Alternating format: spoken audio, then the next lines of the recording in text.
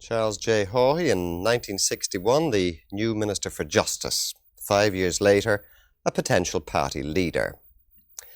Gay Byrne in 1960, a disc jockey. 5 years later, one of the best known people in Ireland. And Riobard in 1960, the manager of Gael, and today its assistant director. If I could come to you, first of all, Charlie Haughey, you and a lot of that government of 1961 were very young men. Now, were you consciously going to push the older people out and make Ireland a place more suitable, perhaps, for youth and youthful people? No, that wasn't a conscious thought at all. It was more a feeling of things were happening. There were dynamic, exciting times. And we were all personally ambitious to be fully involved in them and to participate in them and to get things done, and I suppose to give rein to our own personal ambitions in politics as well. But it was more a feeling of participating, being part of this team that was doing things, and particularly, I suppose, we were concentrating in those days on economic expansion. The first economic expansion programme came in 1958. And that was a whole new era, a whole new exciting prospect of really getting the Irish economy underway, trying to stop emigration. I'm sure you remember in those times the depression there was in the 50s, the awfulness of despair. Was Ireland always going to be a backwater? Were Irish people always going to have to emigrate? Could we not do for ourselves what other countries had done and what was happening in Europe?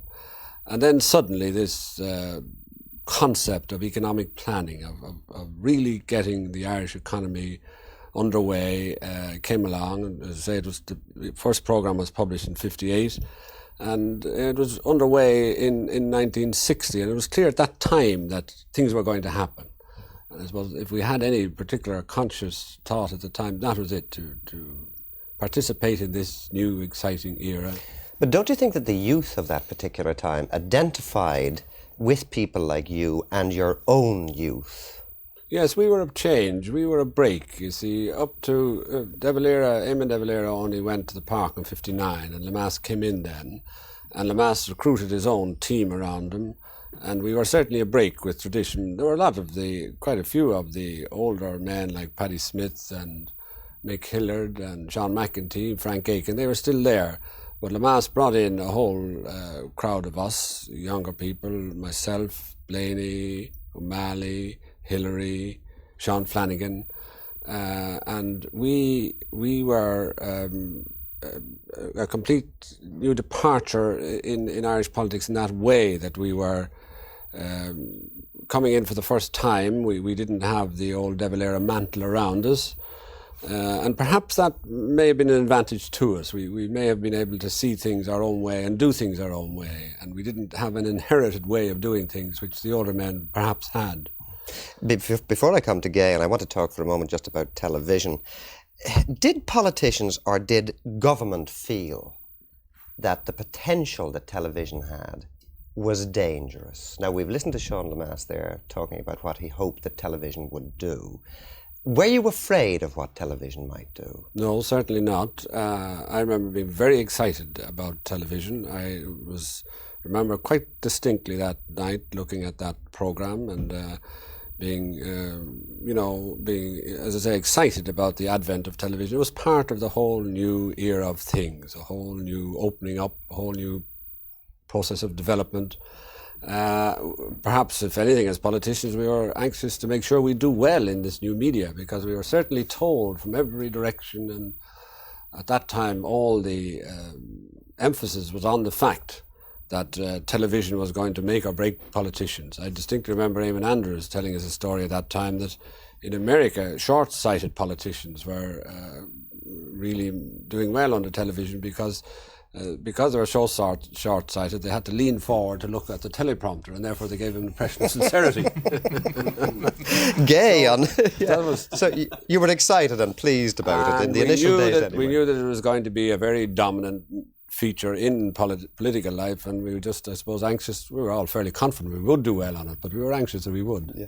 Gay, on that very point, make or break, did you feel in the early days of television that you had the power to make or break?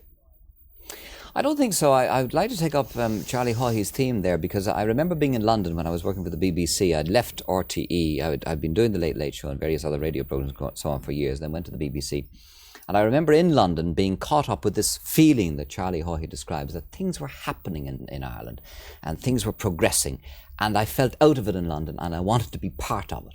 And I distinctly remember the evening talking with other Irish people, our friends there, who also on the same evening made the decision to come back and live in Ireland. We wanted to, positive decision, we wanted to come back and as play consciously our part. as Yes, that? as conscious. I distinctly remember the evening when we said, you know, things are happening at home, we should be there, it's part of this programme of economic expansion and things are galloping, we should be there taking part in it. And I remember the other chap was a dentist and he actually came back to live in Dublin, and we came back too. I had to remember the night we took the decision. But reflecting on it now, I mean, you know, Charlie Haughey talked about the power to make and break. Do you feel that you did have that power? I don't honestly think so. I would like to be able to sit here and say that it was all part of a cleverly thought out plan and it was all plotted along the line. It wasn't so to me. We came back and I was given the job of producing and introducing this thing called the Late Late Show, and my instructions then were to get as many people watching on Saturday night as possible, because at that time viewing figures for Saturday night were pretty bad. That instruction incidentally has never been rescinded and we are still working on that basis. And as far as I was concerned, anything that would make people watch television was fine. Was a good us, thing. and that was what we were doing. All right, Riobard, if I might come to you on that, did we use, in that decade as a whole now, did we use television wisely? I don't think we used it necessarily unwisely. I would like to have seen certain things happen on television that didn't happen. For instance, I don't think it reflected life in the provinces to the extent that it should have. When I say that, I mean having the way that people thought in the provinces in perspective. I think it was, those who say that it was very much Dublin-oriented were fairly right. But at the same time, there were many series on television which did a lot to stimulate Irish life. They would have included the Late Late Show itself. They would have included programmes on traditional music, which I think did a lot of good. They would have included some of the programmes on political affairs, which I think did a lot of good towards making Irish people, stimulating them to think about political affairs. I think on the whole, it did a lot of good. I think one indication of this is that a rather surprising thing is that, for instance, I think that television has on the whole stimulated book reading in Ireland. People are buying more books now, reading more books now, and partly because of things that they see on television. I think this was all to the good.